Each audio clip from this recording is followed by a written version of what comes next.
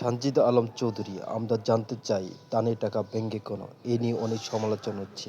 আপনার বক্তব্য কি? ব্যবহার করা হয়েছে, ডিসিতে ত্রাণ পড়ে আছে কারণ বন্যা পরবর্তী সময়ের প্রস্তুতির জন্য। বন্যায় যদি সব খরচ করে ফেলে পরবর্তীতে পুনর্বাসনের জন্য তো আসলে ভেবাচাকা খেতে হতো। আর ওটা ওনারা হয়তো কোনো সিদ্ধান্তর মাধ্যমেই নিজেদের অ্যাকাউন্টগুলোতে রেখেছে।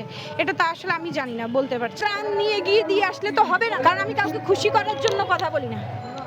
কার ব্যাংকে? আমার তো ব্যাংক অ্যাকাউন্ট নেই, জানি না। আমি সমালোচনা করেই বলি, দেশে এখনো সঠিক পথে নেই। যাদেরকে সার্জেন্ট হিসেবে রাখা হয়েছে তারাই তো এখন ওই যে টাকা পাচ্ছে না দেখে কাজ করতেছে না। আগে টাকা দিত, ফাইল সাথে সাথে রেডি হয়ে যেত, এখন এত ডিলে হচ্ছে। আপনাদের কি মনে হয় না স্বচ্ছতার জবাবদিহি থাকার প্রয়োজনীয়তা ছিল?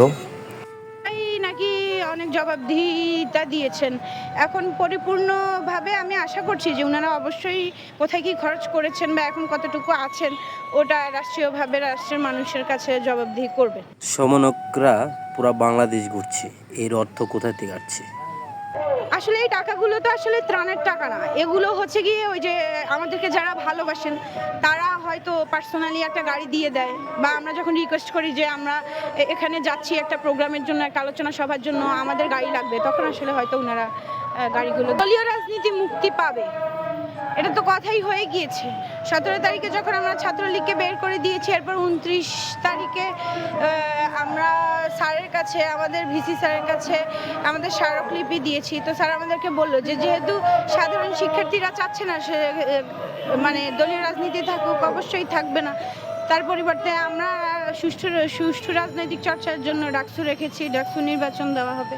চারা দিয়ে উঠার চেষ্টা করছি দেখেই তো আমরা এখনো মাঠে কর্মসূচিতে অবস্থান করছি। আপনি কি মনে করেন ডাকসু রাজনীতির মাধ্যমে ছাত্র রাজনীতি পরিপূর্ণতা লাভ করবে? অবশ্যই ছাত্র রাজনীতি করার জন্য ডাকসুই প্রয়োজন, দলীয় রাজনীতি করার জন্য দল প্রয়োজন, কিন্তু ছাত্র রাজনীতি করার জন্য ডাকসু প্রয়োজন। ডাকসুকে বাংলাদেশের দ্বিতীয় সংসদ বলা হয় তো এই কারণে, কারণ যত বড় বড় নেতা ঢাকা বিশ্ববিদ্যালয় থেকে জন্ম নিয়েছে সব ডাকসুর মাধ্যমে নিয়েছে, পরবর্তীতে এরা দল গঠন করেছে, সেটা রাষ্ট্রীয় পর্যায়ে, বিশ্ববিদ্যালয় কেন্দ্রিক না। এরা তো একটা দলের মধ্য দিয়েই নির্বাচিত হয়েছে, এদের ইতিহাস পড়লেই তো বোঝা যায় এরা দলের মধ্য দিয়ে নির্বাচিত হয়েছে।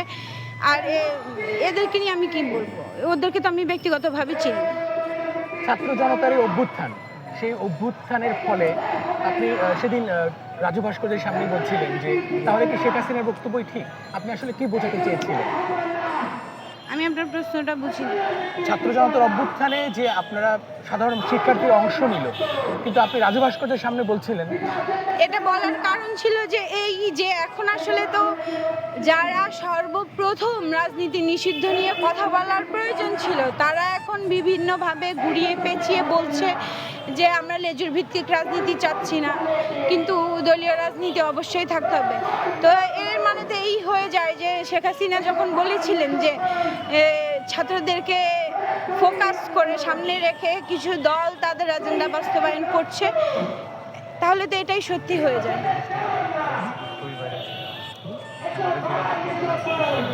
হ্যাঁ, সামাজিক যোগাযোগ মাধ্যমে সমন্বয়কদের নিয়ে অনেক আলোচনা হচ্ছে, আপনি নিজেও দেখছেন হয়তো, যদি আপনি অনেক ব্যস্ত, এটা নিয়ে আপনি কি বলবেন? এদেরকে নিয়ে অনেক প্রশ্ন করা হচ্ছে, প্রশ্নের মুখোমুখি হচ্ছে।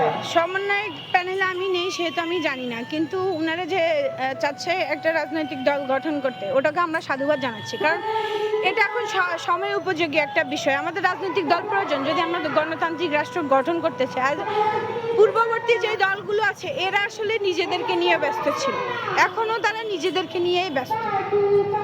আপনি কি সমন্বয়কদের উপর পূর্ণ আস্থা রাখতে পারেন এখনো?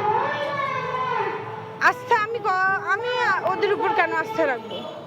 যদি ওরা একটা দল গঠন করে, দলের জন্য কাজ করে, রাষ্ট্রের জন্য তাদের দল হয়ে কাজ করে, তাহলে হয়তো তখন আস্থার জায়গায় তৈরি হবে। যেহেতু এখন ওরা দলই গঠন করে নাই, তাহলে ব্যক্তিদের উপর আমার কিসের আস্থা?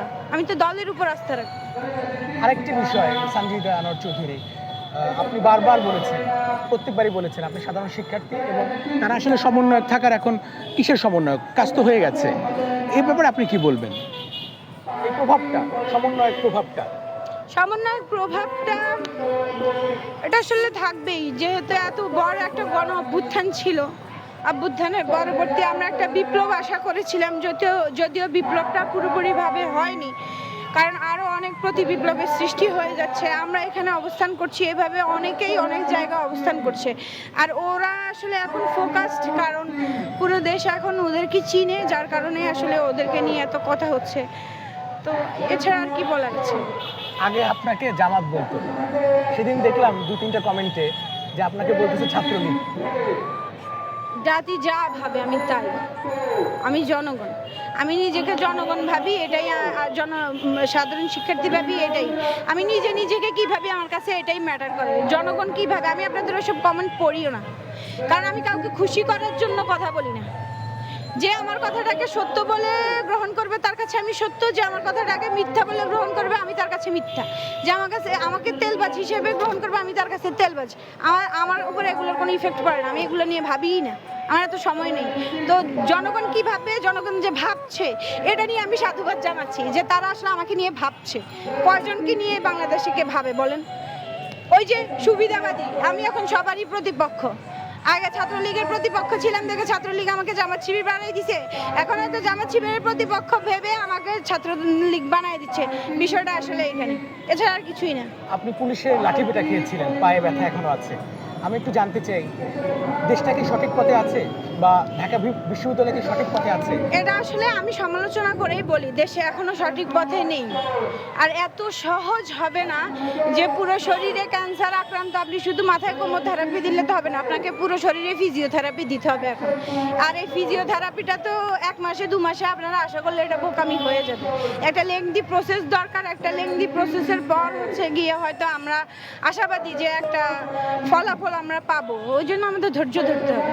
আপনি গ্রামেও ভিজিট করেন, সবচেয়ে বড় চ্যালেঞ্জ কি এই সরকারের এই সময়টাতে, কি মনে হয়? এখন সবচেয়ে আমি উপদেশ দিব যে এখন বন্যা কবলিত অঞ্চলগুলোতে আগে নদী খনন, খাল খননের দিকে, ড্রেজিং করার দিকে নজর দেন। আপনারা লাখ কোটি টাকার ত্রাণ নিয়ে গিয়ে দিয়ে আসলে তো হবে না, যদি জলাবদ্ধতাই না কমাতে পারেন, পানি তো নামবে না। টাকা দিলে, খাবার দিলে আর হবে কি, মানুষ আশ্রয় কেন্দ্র থেকে আসতে চাইবে না। বিন্দাস রান্না করে দিচ্ছেন,